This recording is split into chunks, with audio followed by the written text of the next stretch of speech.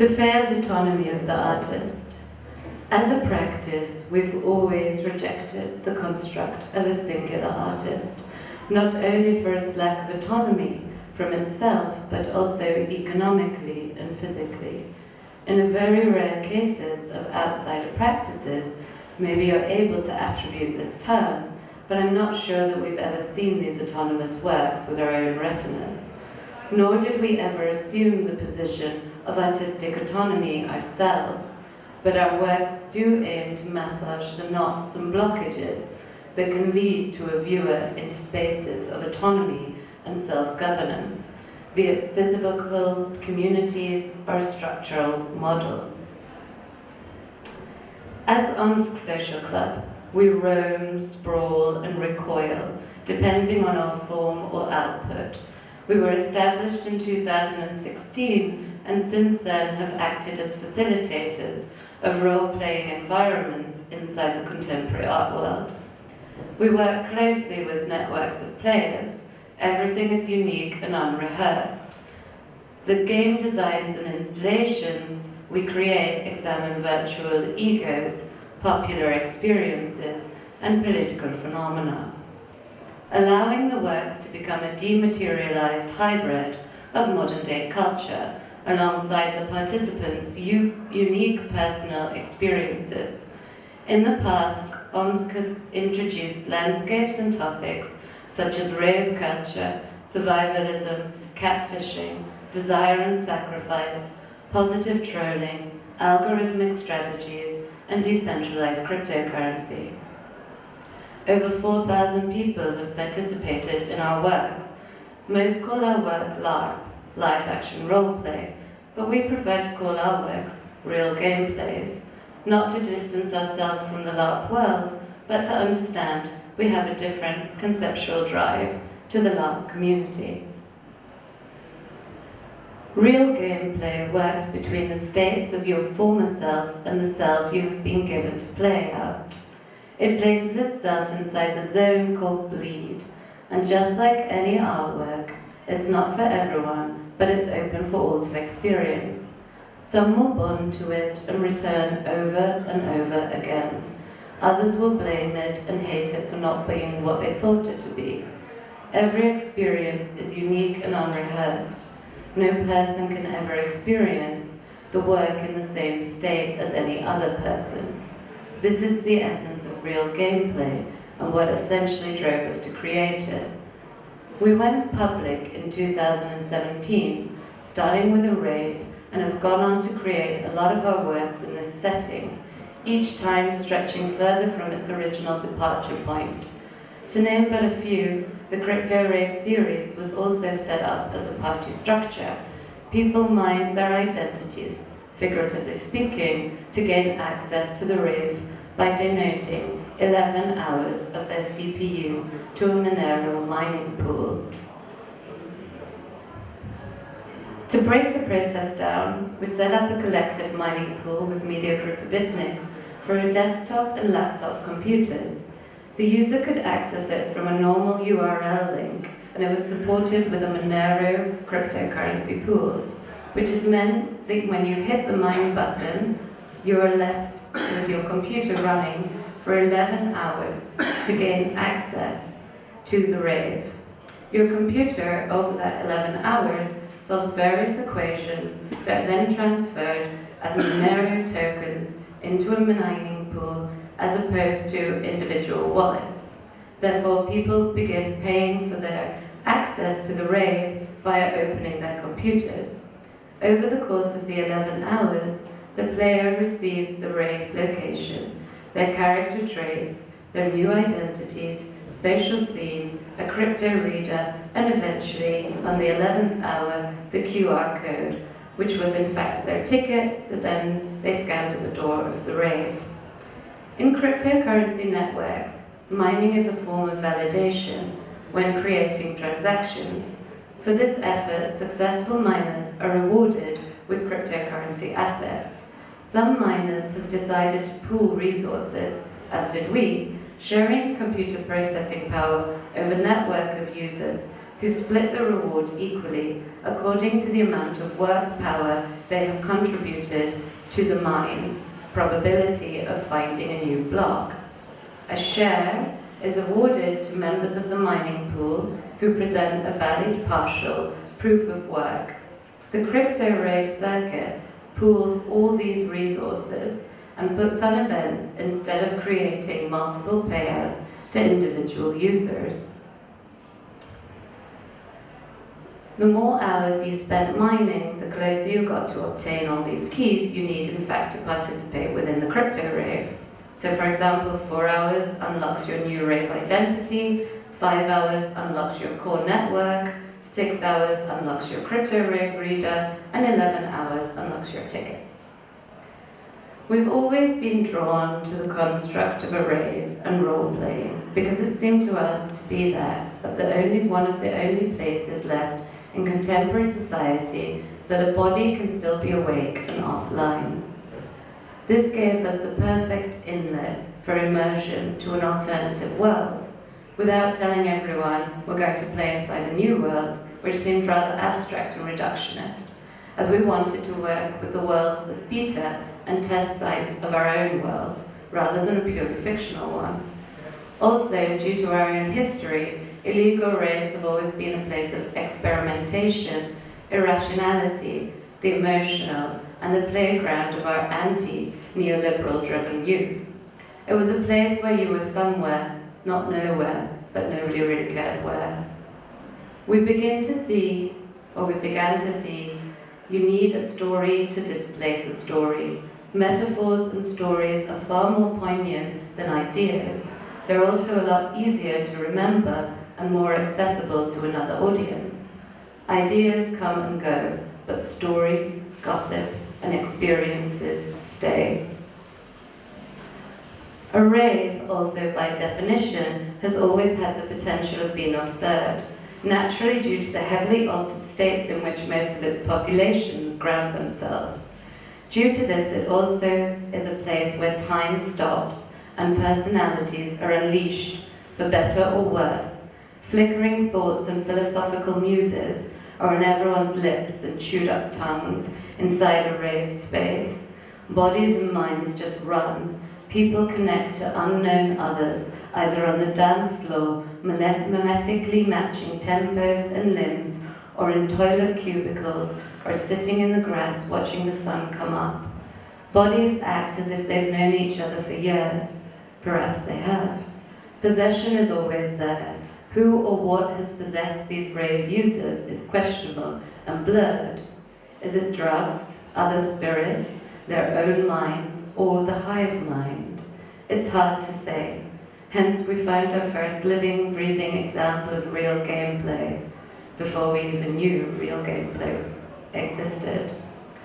There is also another unusual thing that happens inside these spaces, that it's states of extreme euphoria and extreme trauma that are reached by its users, and what's even more exceptional is the way they are met with the same terms of negotiation.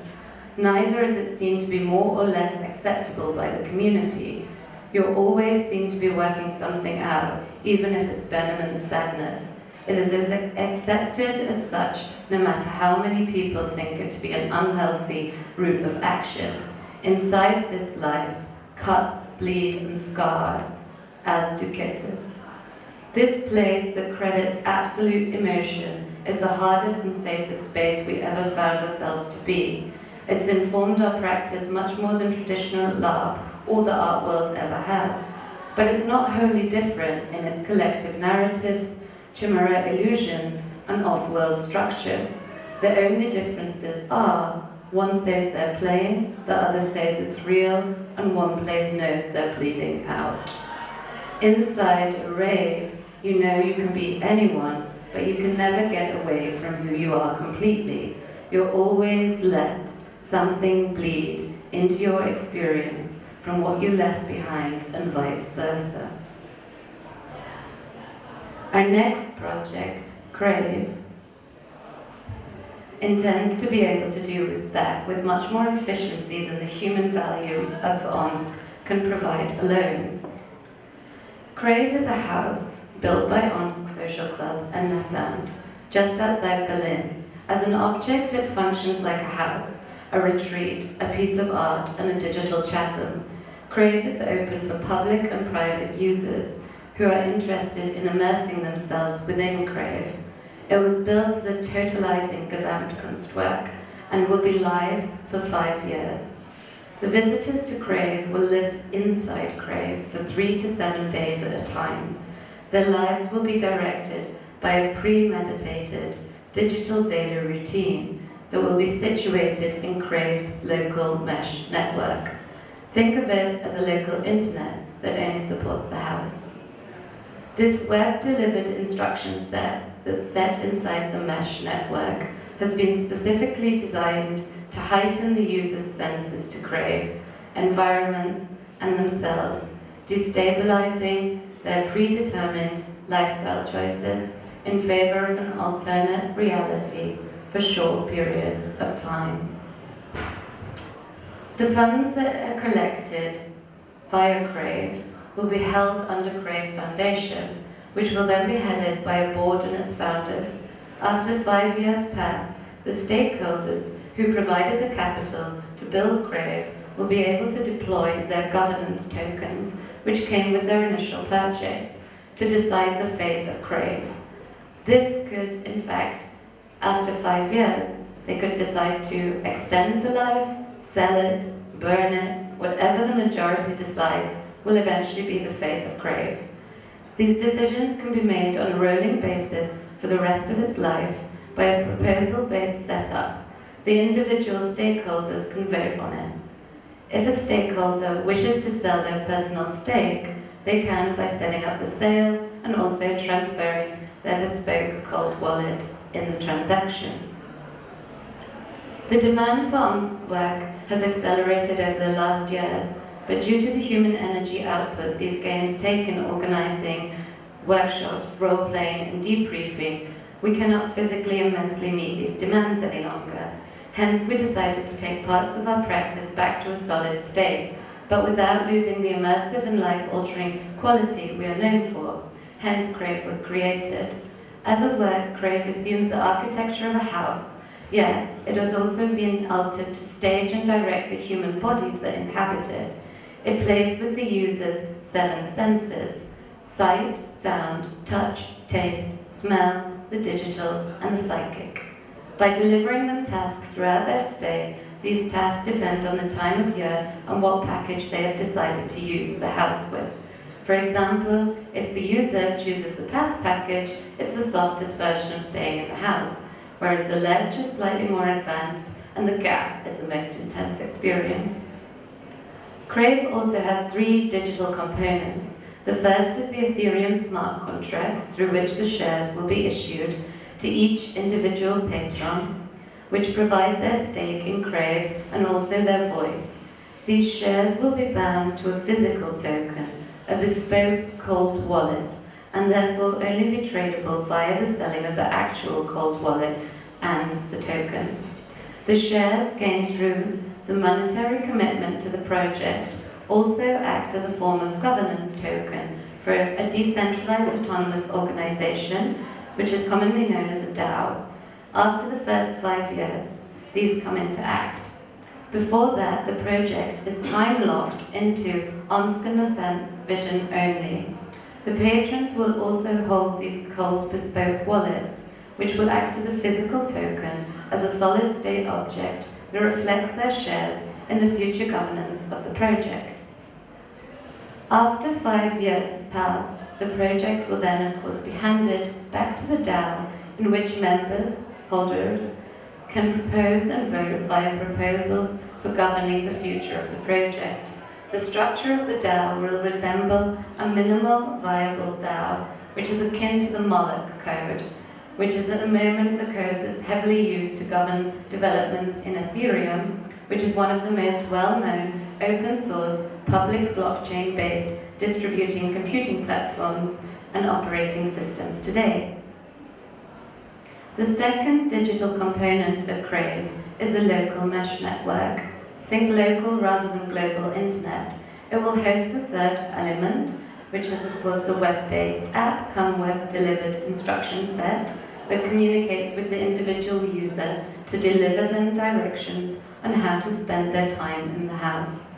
This program can give the user something as simple as an alarm of when to get up, to a small task that provides general care of the house elements, to a deeper spiritual, physical, and mental exercises. We see this element as the life source code of Crave. Obviously, the users do not have to obey the digital code, but if they don't, it would make their stay devoid of value to the Crave project.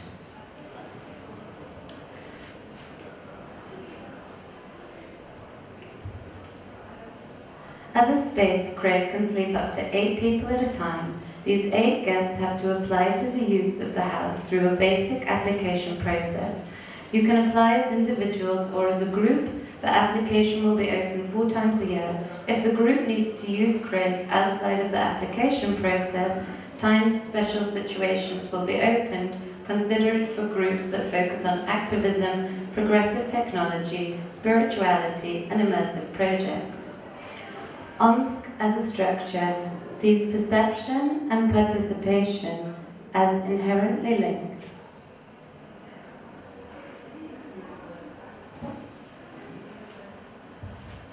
One cannot happen without the other.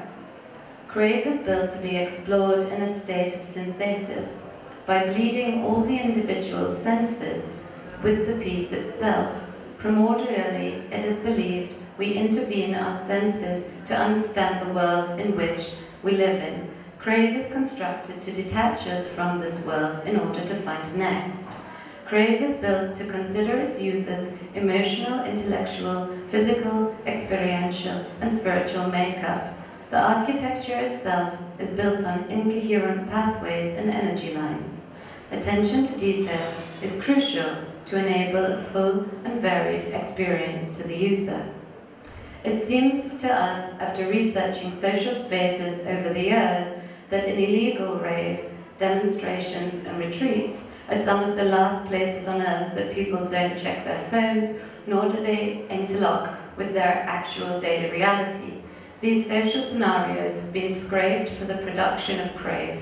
We see Crave as a consensual hallucination, as a sort of playboy space, which hybrid form of play and labor are common in the gaming industry, but can also be seen in social media strategies of participation. Yet our playboy differs greatly from the latter, as ours is played out in real time and space. These constructs would not be possible in a traditional art setting, so we create events that are not so easily accessible and require a lot of preparation to enter, whether it's minding your ticket for 11 hours or going for a workshop for 6 with no breaks, or learning a new skill set or branch of knowledge. We also understand and adore the dedication of viewers to the format of our works. Giving up your life for 72 hours is not so convenient for the accelerated world of attention economy and production. Yet this is exactly why we work in this way. We wish to call on strategies of deterrent and subversion of the self and the structures to which we find ourselves. We ask ourselves frequently, is it possible to reappropriate the soul? And if so, what would it look like after it's been shaken from the shackles of what it was told it was intended for?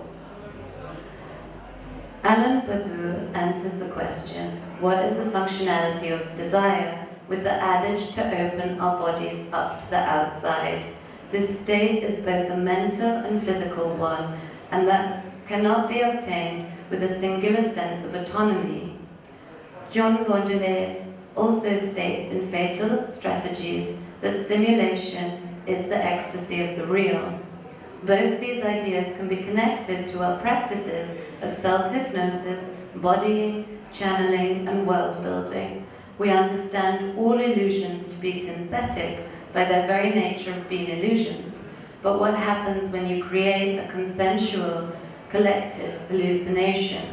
If more than one person believes in it, does it cease to exist as an illusion and become a shared thought? We believe so, and hence why we work in these ways, both inside and beyond the vision of art.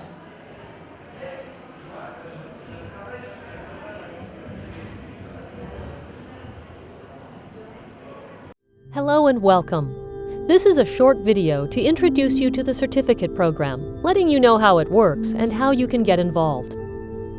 The certificate program has been developed by Fornieles Studios as a means of raising funds for the development and production of new work while rewarding investors for their belief in the studio's ethos and practice.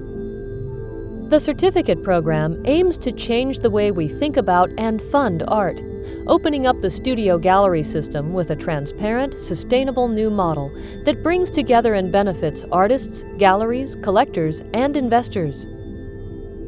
The traditional commercial model for art production and sales is centralized, revolving around a small network of artists, institutions, commercial galleries, collectors, and critics.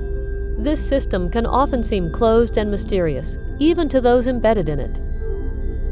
In the studio, we're developing a new, decentralized model to diversify revenue streams and diffuse risk across a larger network of support. At its heart is a structure that relies on relationships with the many over the few and is open and transparent in its mechanisms.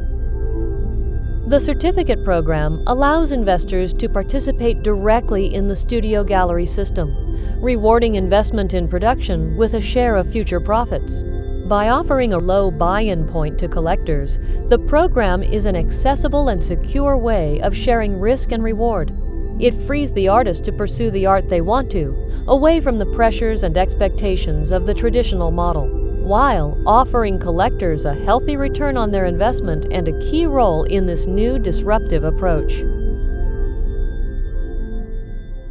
Now, we will explain the principles of how the certificate program works and how it deploys the use of the Ethereum blockchain to store and distribute value. The basic principle is that each certificate contains a key. As the key holder, this key entitles you to a percentage of an Ethereum fund generated through the sales of certificates and other artworks. As more sales occur, the fund grows, rewarding the network of support. Ethereum is a cryptocurrency, like Bitcoin. In fact, it is the second largest cryptocurrency after Bitcoin, and it's gaining value fast, recently breaking the $1,000 barrier for the first time in its history. Ethereum can also be used to build contracts in code. These Ethereum contracts facilitate a variety of useful things, such as the creation of investment vehicles and funds. In the case of the certificate program, the Ethereum contract allows you to gain access to the funds accrued from the sales of certificates and other artworks via your key code. The key is a set of numbers on the certificate that allows you to access a percentage of the certificate fund, which can be cashed out at any point. The fund's value will be in Ethereum, but can easily be transferred into the fiat currency of your choosing. When investing in a certificate, the information to guide you through this process is provided. The key on each certificate is hidden underneath a scratch panel. To gain access to the key, the holder is required to scratch the panel and damage the certificate. As a result, you, as a collector, must make the choice between conserving the value of the certificate as an art object and damaging it to access the funds it contains. Keys once used become defunct, meaning that if you decide to withdraw your funds, timing is important, since its value depends on how much the Ethereum currency is worth and how much is contained within the certificate fund at that point. Security features have been incorporated into the design of each certificate. These include anti-X-ray printing, holographic markers, unique UV signature, ID code, one-use keys, and scratch panel. These protect certificates against theft of funds and forgery. The structure of the certificate program has been designed to encourage gradual growth and stability. As each new generation is produced, the sale value goes up at fixed points, as does the size of the certificate. These features have been included to reward early supporters with a low price point for a fixed percentage of the studio fund. In this way, the fund benefits from the higher contributions of later investors, attracting new investors with larger and more substantial works. There are two types of certificates in the program: the Studio and the Project Certificate, each with their own unique features and benefits. The Studio Certificate is the bread and butter of the studio and can be thought of as similar to a bond, offering investors a gradual and sustainable return. The fund is generated by the sales of certificates, as well as specific artworks that the fund has contributed to the production of. The Studio Certificate is designed to fund day-to-day studio operation and production. The costs it contributes to allow the studio to run effectively. The expenses it covers include, but are not limited to, research and development, conceptual think tanking, visualization and design, production of work, and overheads such as rent, heating, and electricity. This certificate shows your support for the studio as a whole and invests directly in its future. The Project Certificate is designed to fund specific projects as opposed to the day-to-day of the studio. They are larger and limited to smaller runs than the Studio Certificate. They entitle the holders to a percentage of sales generated from that specific series. In this way, project certificates are a higher risk investment but offer potentially faster and much greater returns. If successful, the project certificate may accrue passive income over several years as the series of work develops and expands.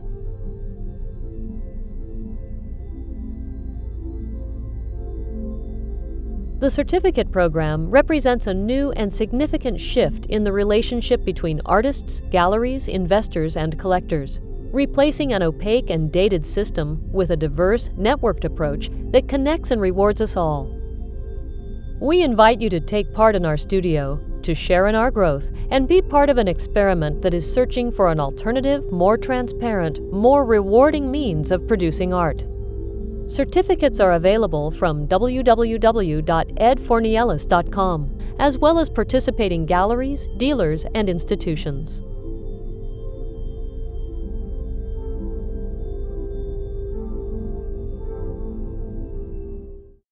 How shall we start? Yeah, I think one of the questions that would be good to start with is what world do we actually want to live in? Like, how do we want this thing called the art world to function? And even to think of it as a world is quite interesting in relation to what you were talking about in terms of role playing. That we construct these paradigms, these sort of bubbles with their own rules and mechanics and conventions, and often they go unthought about. We just take them as sort of naturalized, but they are, we can rewrite them, we can shift things, and we can deconstruct them. It's just a matter of having the will and being experimental and being willing to push new realities into existence. Yeah, I think that's like something that's always kind of drawn both of our practices together as well, because although we gave two examples of projects that are, well, what we thought was most beneficial to introduce the ideas that were proposed with the panel, I think it's maybe also important to open that out in the fact that both the studio and Social Club have collaborated over a series of projects and thought think tanks and summits and conferences, both in private and public spaces, over the last couple of years. And I think that really kind of came out of a notion of wanting to make a different style of artwork. I think some of the first conversations that we had when we first met a few years ago was about thinking about an art practice that acts more as a speculative design for ideas, almost like kind of physical philosophy or theory-based practice, rather than just a presentation space. I would have a question here. I think it would be interesting to hear from both of you the difference between your two projects, because it seems like your project has the aim to produce something. I don't know if it's true, like artworks, for example, in your studio that you want to finance in a different way. And your project is more about creating situations, experiences that you consider as art in the end, or as an artwork or not. Maybe you could talk a little bit about this. What's funny is, I think, actually I've shown that, but I have a large roleplay practice as well, which goes in conjunction with it. And although maybe not the overt element in your presentation is that you do have this also funding model that comes from using Monero coin, which is a cryptocurrency that is mined by the attendees of your crypto raves. So what's strange is we actually share probably more than they are distinct, but maybe we're the same. Maybe we're the same. But is your project real? Or Oh yeah, no, and I'm living off it as well, which is weird. And how is it connected to your work as an artist in a gallery, or because you have a gallery as well? Yeah, so basically, I should have actually supplied images, but I've produced the first edition of 5 different prints. They're being sold, and they are creating an Ethereum fund, and they are funding both my sculptural work and my more ephemeral kind of immaterial roleplay stuff. And then the sales of sculptures that it contributes to goes back into the Ethereum fund, and it's in early days, but it is growing. Also, something weird happened from the beginning of the fund to now is Ethereum just doubled in value. So, which happens occasionally, it seems. So it is functioning. So your gallerist in London is part of this network? Yeah, and so then I have to renegotiate my relationship with those people, and now we have slightly different percentages because a bit of our money now goes into this fund. If the fabrication costs have been covered by the sales of these prints. Yeah.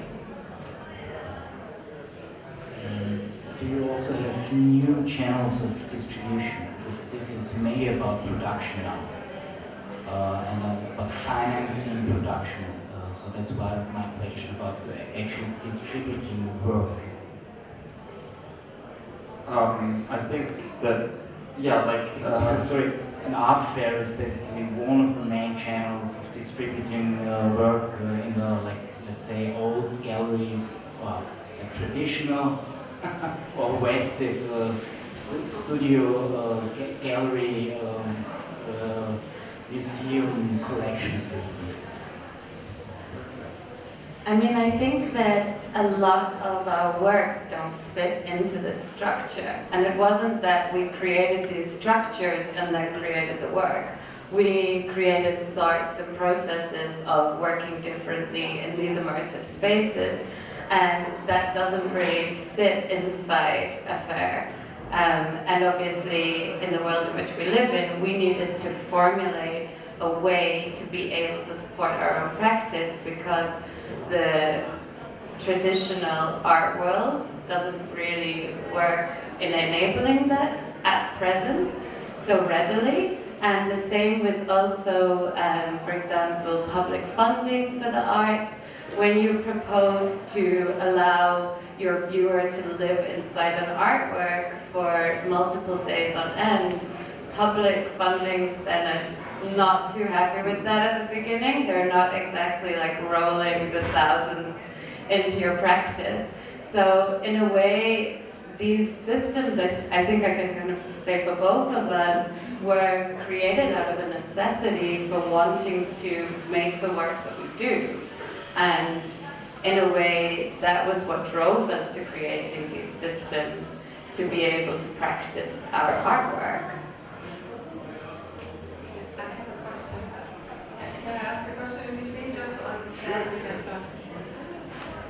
So I was really mesmerized by both of your presentations, and now I am really trying to figure out what the difference is, or why you're focusing so much on the, Bitcoin or on these technologies, because one could, in theory, also have somebody give you money because they believe the cause of what you produce, either it's material or not material.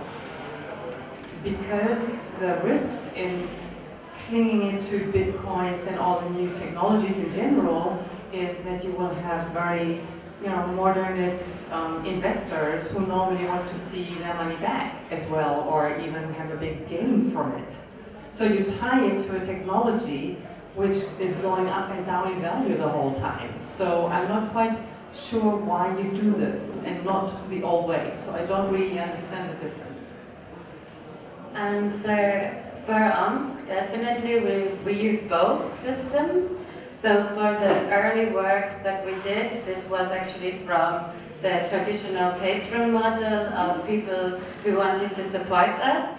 But actually what came up time and time again was people who had made a lot of money with cryptocurrency had then decided to support us.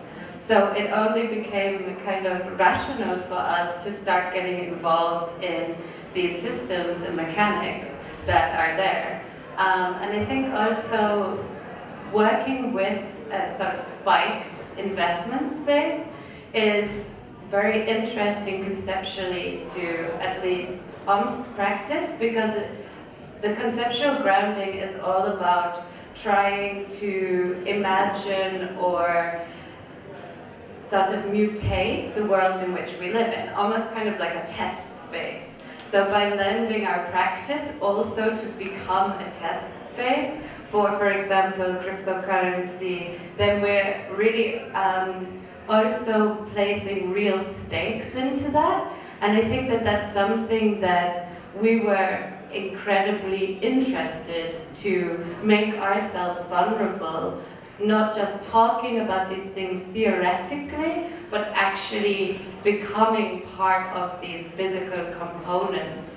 I think maybe in a way we have like a certain danger of potentially becoming accelerationists in this sentiment. But this is also just two of the projects that we do. Some of the other ones don't have these crypto elements involved in it. So, but I think that sometimes, personally, the arts suffers from often not, pardon the, this is like an artful pun, but like sitting up here, I can't think of any other way to say it, but like putting your money where your mouth is. Like, sometimes in the arts we kind of speculate and theorize and muse, but actually we do it from great distance rather than getting like very personal with these spaces. In the activist scene, it's always these kind of desktop activists that never really see the light of the street. And so I think it's quite important to also not only be in the studio, but also make yourself at risk within these systems, to really also understand them too. Like, I feel like we can't really talk about cryptocurrency unless we're using it in its true form. Yeah, and testing it. I think also that I don't think, as I said, I think there's a diversification of strategies going on. It's not like you've rejected the gallery system completely. And indeed, partly why I constructed the crypto certs was to alleviate risk from both gallery and artist, where instead of both fronting huge production costs, you can channel other funds to sort of to remove that. And then also, yeah, like the crypto space is a terrifyingly interesting one, and it does have this sort of Imaginarium kind of quality about it that is on one level post-apocalyptic, but also full of hope at the same time. So I think it was very interesting to channel into that energy. Yeah. But you can just work with people who are using cryptocurrency in their lives, because otherwise you are dealing with the currency that the other person doesn't even, I mean, there is, how big is this community? I have no idea how many people are using cryptocurrency to buy art, for example, or to buy whatever, and not just artworks, but Drugs and guns. I mean, the thing is though that a cryptocurrency is just the same as like any other currency. So it's like if I'm buying an artwork with dollars or Bitcoin, I mean, like they are actually intrinsically the same space. So if I didn't have any cryptocurrency, I could still buy into the artwork just by the exchange space. yeah, but how many people are doing this? Because it's, I don't know how many people who are sitting here have an idea of what is going on. I mean, I think that that was also the point of why we started the Crypto Rave series, which meant that every single individual person who came actually did own crypto, just by pressing the mine button. And I think this is also something that we're trying to leverage and maneuver, is that people, it's quite alienating, I'm sure, when you start talking about crypto and Bitcoin and Ethereum and silent stakeholders. I was like, whoa, what? But then, I think also our practices are very much spaces of understanding these cryptocurrencies. I mean, I think that there's been a huge shift in the 20th century of art becoming something of a luxury product. But if you think about back in the 19th century, art was very closely linked to the sciences as well. In alchemy, it was just as relevant to understand the world in which we live in through art as it was through mathematics, biology, science. So I think what we're doing is in fact using art as another way of understanding the potentially accelerated reality that we live in today. Yeah, and in terms of art, I think there's two types. Really, the Easterling has this concept of the object form, which is an object and it's static and it's kind of immovable in a sense. And then there's the active form, and the active form is a system that can replicate itself. And I think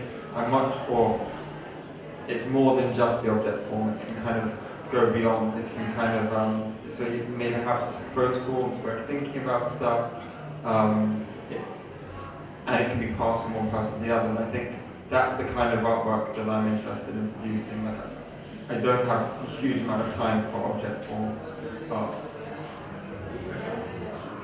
Maybe to explain that a bit, I mean, I joined the Crypto Rave with Transmediales, and basically what I did, I mean, I opened my computer, went to this website and clicked on a link and started mining. Then you see the mining activity of your computer, and you see the hours running, and then you get all these things that are being revealed to you after 1 hour, after 4 hours, 5 hours, 11 hours.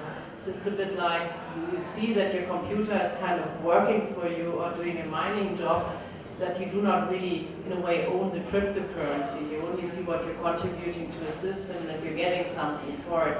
So that's something that everybody can do to get a first, maybe, smell or idea of what crypto mining could mean. Yeah, I think one thing that I think both of us are definitely interested is developing the cultures by which this is normalized or can be rethought. I mean, we're in such early days as well, that these are first little baby experiments. And I think that it is a disruptive technology and it is going to start affecting our lives over the coming years. And it is important to start shaping the initial directions that it begins contributing into. Yeah, I think that somebody's going to shape it, so we might as well get involved with that shaping. But there also exist online galleries, I'm sure you know it better, where you can buy artworks with cryptocurrency, for example. So you can also buy and sell, not just be part of a project like yours. I mean, it's also more real than. But in a way, that's just the same as a fiat currency in a sense. Like it's just the same system mirrored into the cryptocurrency scene. And that's not really the rethinking or the perversion of what we are in the world. Yeah, I think these sort of platforms, there's a lot of bonuses of using such a platform. For example, tax breaks, also to be able to trade without having to necessarily go through the same systems as you would with a physical object. But I think that that's a very different strain of cryptocurrency and arts than what we're interested in necessarily. I think that also is, for me, something that still hovers in this quite dated and sometimes destructive idea of the art market, And I think that what our works are trying to do is explore ways in which art and sustainability can become more present in the artist's development, output, life, and also the viewer's experience of that too. So I think that they're both, of course, formulas to which these things come into the horizon of them, but I would say that actually maybe they're going in kind of opposite directions a little bit. What do you think? Question? Maybe, I mean, you mentioned sustainability, and the thing that kind of struck me most when I started mining was how much my computer had to do. Because in the sudden it was not really loud. We have a very strong graphic card, and it was really creating, I think, a lot of crypto for you guys, but at the same time it was very busy. And that's something that most people who even deal with crypto never experience, because usually you don't mine. You just buy it. I mean, you exchange, and then you pay people for doing that job for you, and that's also something that's not very sustainable in a way, because it's eating lots of energy somewhere in the world. And actually it doesn't. That's like, it's, so basically that's your fan going on, but it's no more energy consuming than your typical drive. This is maybe like, now I'm becoming like a spokesperson for crypto mining farms. I don't know if I want to go down that line, but it's actually, the energy consumption is high, but so is our kind of technological output in general. I might be wrong, but because my knowledge of this field is really very, very limited. But I have the impression that it's artist-driven. So not galleries-driven, or not collector-driven, or not curator-driven, or institutionally-driven, and so on. Do you think, first of all, this is true? And do you have an idea why? I think there are various different projects coming from different spaces actually. I think you've got two artists on stage here at the moment, and we are obviously very artist focused, and we share certain values. And I think including a communal, like the idea of like creating a community that can be supportive and can pool funds and distribute them to people who are just members that aren't necessarily earning particularly like large amounts of money. That redistribution thing I think is important to mention when we discussed it. For instance, like crypto sets I'm giving to other artists at the moment and trying to be there as much as possible. But there are initiatives and other things coming from lots of different spaces, including galleries, auction houses, collectors. I think everyone doesn't know if anything's going to work yet, and everyone's testing, and that's kind of an interesting moment. Yeah, and I mean, it also goes way beyond the artist as well, I would say. For example, there's Nature 2.0, which works very similarly to these two projects in the way that it's a Moloch code. And basically, it's similar, but the idea is that the funds that are collected actually go back into environmental projects. And this is something that I think one doesn't often hear about in the kind of circa of media when relating cryptocurrencies, alternative, decentralized governance and so forth, is that actually a lot of people who created these technologies, they're not coming from like the banks. These are mostly people who wanted to set up decentralized peer-to-peer networks for basically creating a different system to which we live in. I mean, Ethereum, for example, definitely has a strong leftist platform and foundation, which is why it was created. Also Monero, and so these things, of course, are bleeding into the art world now, and I think that's definitely our connection to it. But that's also because I think the art world is becoming more blurred as well. Like whether, I mean, you just said that you're not that interested in purely object form, and I think that that's something that the art world is actually doing very well at the moment, is that it's allowing a lot of space for test grounds to come into play. from either politics or environmental cases or technological cases.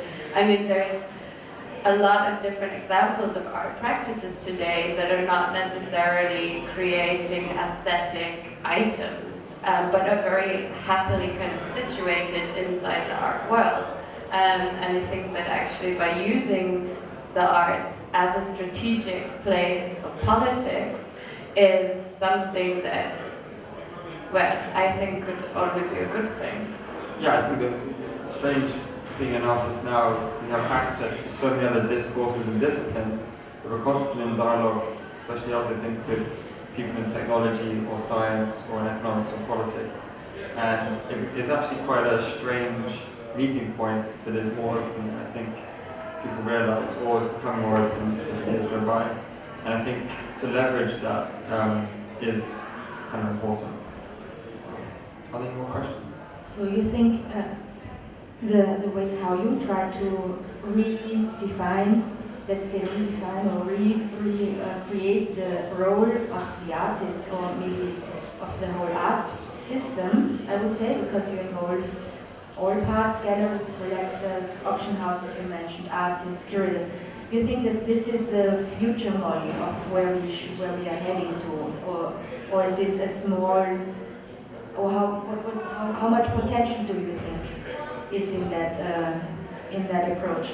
I mean, of course you say, yeah, but I mean, Yes, this is the future. I think it's a great world and we need to live in it.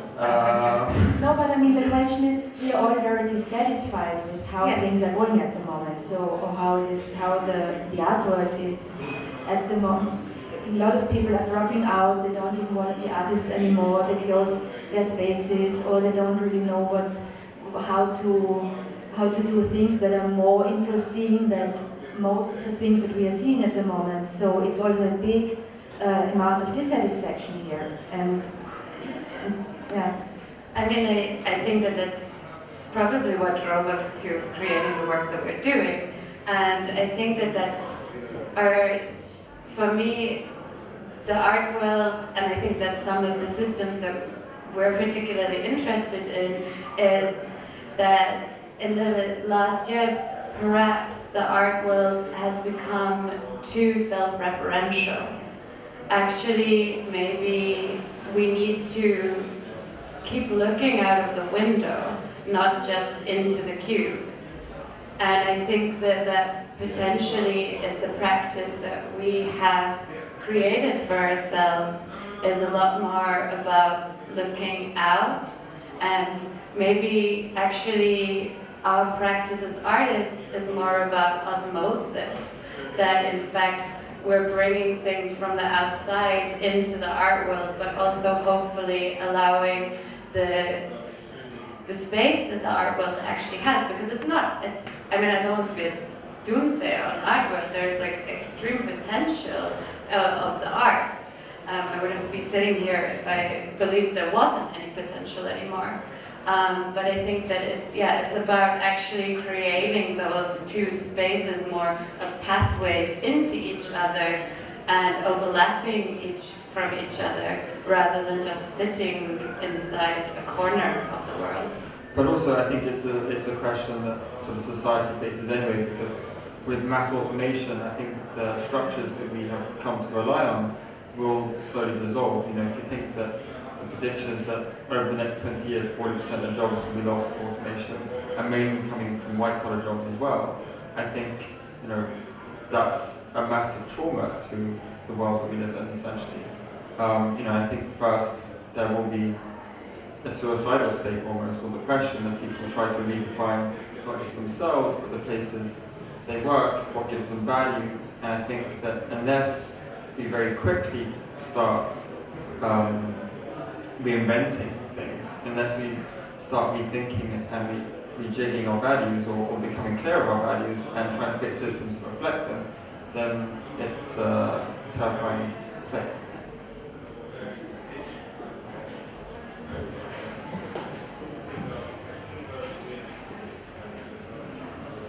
So you mentioned automation and digitalization, where jobs will be lost, and at the same time I was thinking about the basic income, for example.